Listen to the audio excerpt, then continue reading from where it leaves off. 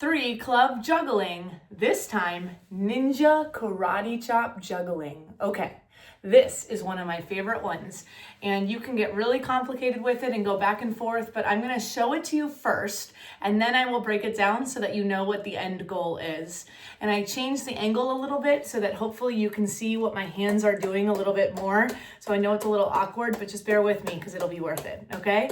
So ninja karate chop ultimately looks like this when you're able to do it from both sides. It goes hi-ya, ha, ha, ha, ha, ha, ha, ha, ha, ha. That's how I perform it. I build it up a lot with legs and sound effects and all the things.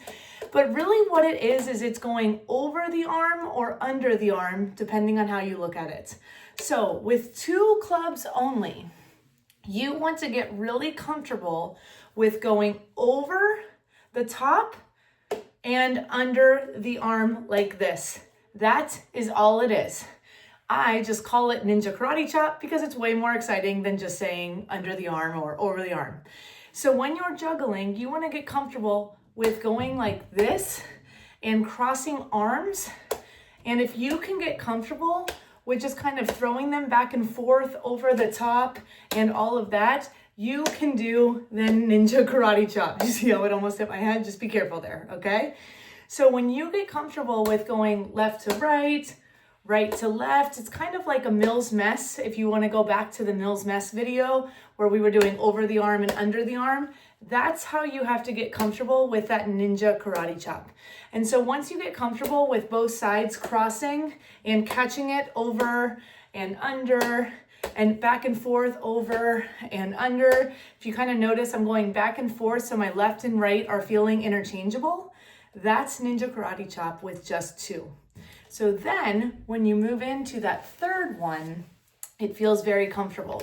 So I like to do it out of a normal juggle. So I'll just be doing 3, and then I will literally catch it. Instead of catching it down to the side like I'm used to, I'm gonna catch it in the middle and I'm gonna go across, okay? So the throws and the catches are actually the same rhythm, same speed, but you're just gonna start crossing hands, okay? So ninja karate chop, I'm gonna cross and I'm gonna go over.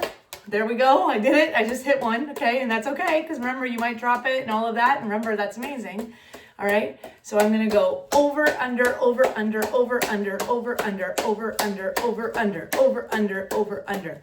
Now you can slow it down and just do 1, over, under,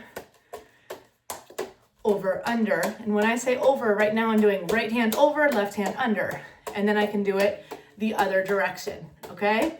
So you can do 1 at a time, and then once you get more comfortable with it, then you can do continuous. It is very fun, especially if you're able to perform it in such a way that makes it your own. For me, ninja karate chop is what it is. It's one of my favorite to perform, and I hope that's the same thing for you. Remember, what you are doing is amazing, and that is amazing.